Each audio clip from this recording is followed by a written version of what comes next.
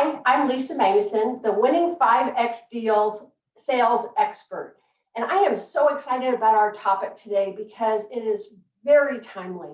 And that is 5 lessons that we learned last year that we can transform into new approaches for this year to not only win 5X deals, but to win them repeatedly. So, why do you want to stay through this whole very short video session? Because by the end of it, not only are you going to understand the 5 lessons, but you're going to understand how to immediately put them into use and watch the results as you advance your prospects and start closing not just one 5X deal, but 5X deals repeatedly. So I encourage you to stay till the very end, and let's go ahead and get started. So where does this topic fit within the series that I am doing, which is monthly, unpacking how to win 5X deals repeatedly? And it fits within my sales success system. Now, I recognize that you can't see the details on this, but I wanted to show you this graphic because this system follows the path of my latest book, the Top Sales Leader Playbook. And what we're going to talk about today really impacts almost all 16 of the plays. So it's really important that we really understand what we need to do differently. And before we leave this topic, I just want to let you know that if you decide to invest in my book, if you save your Amazon receipt number, you can input it on my website, www.toplinesales.com, and you can get this system in the form of an assessment. And it's really valuable to figure out where you are and where you need to go. And I use this assessment with my clients all the time. So let's go into what we learned. Last year, everything changed. All of our approaches needed to be reviewed, analyzed, and really we needed to understand what we were learning and how that translates into this year. So the very first mandate, and I'm calling these mandates because really that's what they are. And the very first one is 100% of your focus has to be on the prospect. 100% of your focus, 100% of the time. And I know everybody agrees with that in concept, but I work with account teams and salespeople and sales leaders every day. And it's hard. It's so much easier to focus on your products, your services, about those things, what you have versus focusing on your prospect. It's problems, their priorities, and the outcomes that they're really looking to achieve. And what we learned last year is prospects really aren't going to stay engaged and talk to you unless you are focused on those things. They don't want to hear about your products and services unless they can help them solve their problems, get the outcomes that they're looking for, and achieve their priorities. So 100% of the time, prospect focus.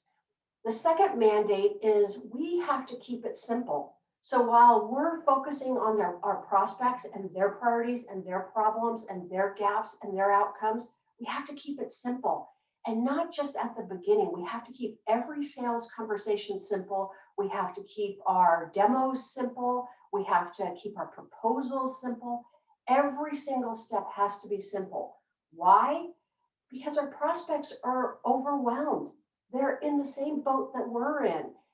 They're navigating these complex times within their companies, within their industries, within really just the whole business environment.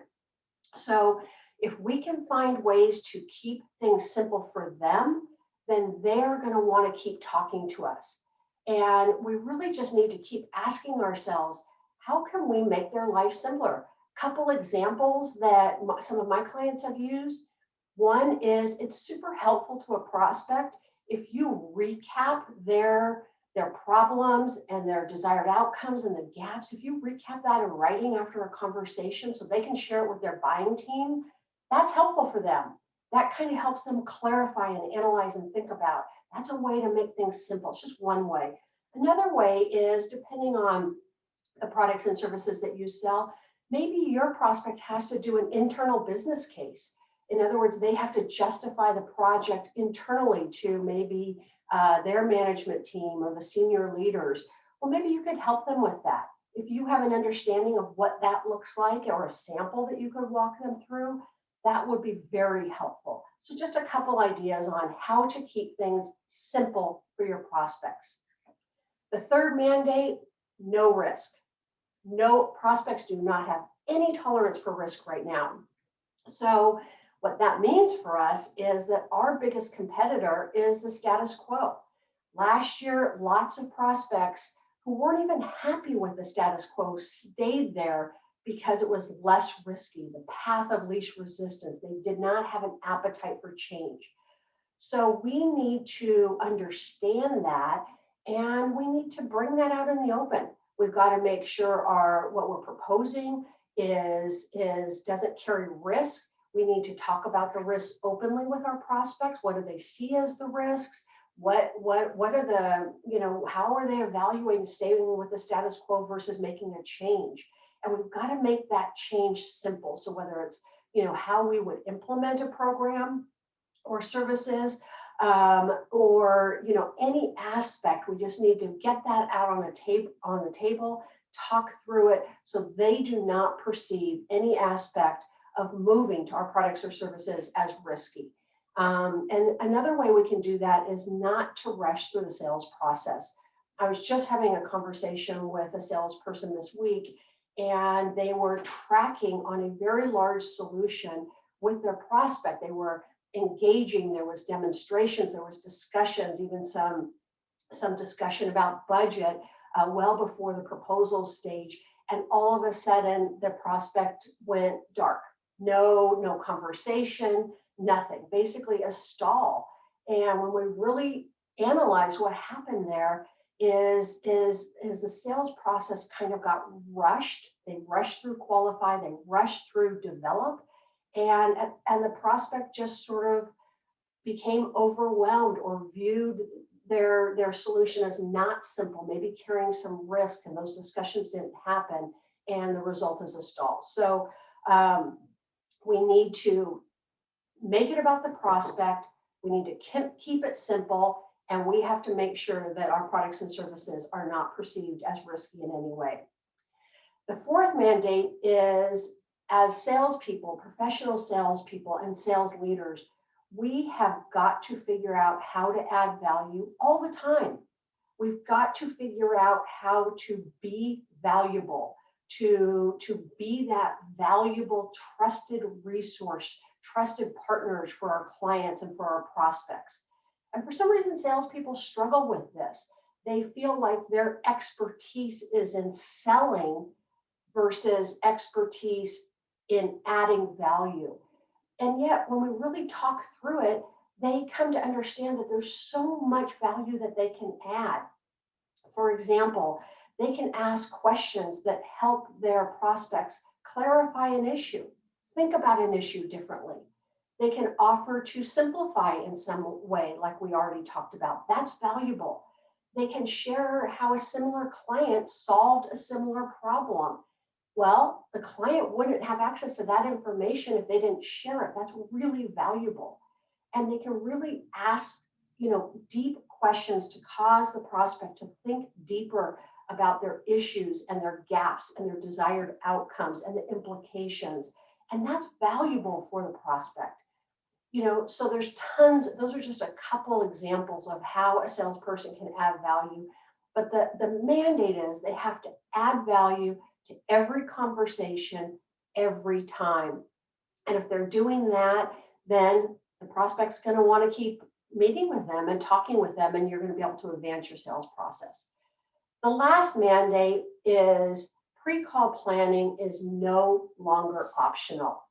For those of you that know me and have, maybe some of you are clients or have seen some of my articles or posts that are out there, or seen other Bright Talk webinars that I've done, I talk a lot about pre-call planning. But really the mandate, what we learned last year is it is no longer optional. Every call, every time. Because prospects have no tolerance for a sales meeting that is not productive for them. So you have to plan to make that conversation productive. You have to plan to make that conversation valuable. You have to plan to focus on their priorities, their projects, their problems 100% of the time. That all happens during the pre-call planning process. And if you choose not to, then you get stalls, stops, you get customers that won't meet with you again because they have determined that you're not a trusted advisor, somebody with strong business acumen that can add value for them. All of that happens in pre-call planning. And when you commit to pre-call planning, you are putting yourself at a huge advantage. One of the resources that you can get for free on my website, www.toplinesales.com, is my free 2-page pre-call planning guide. It's at the bottom of the resources page on my website.